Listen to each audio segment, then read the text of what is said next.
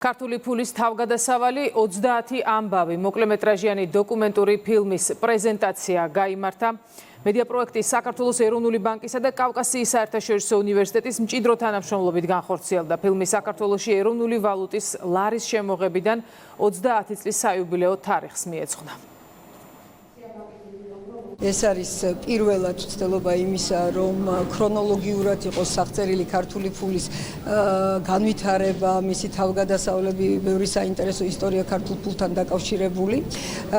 ჩვენ როგორც ეროვნული ბანკი რასაკვირველია მხარს უჭერთ ქართულ ფულთან და ლართან დაკავშირებულ ნებისმიერ აქტივობას. გამოვეხმაურეთ ამჯერად ლარის 30 წელს, ჩვენი ეროვნული ვალუტის 30 წლის ისტორიას.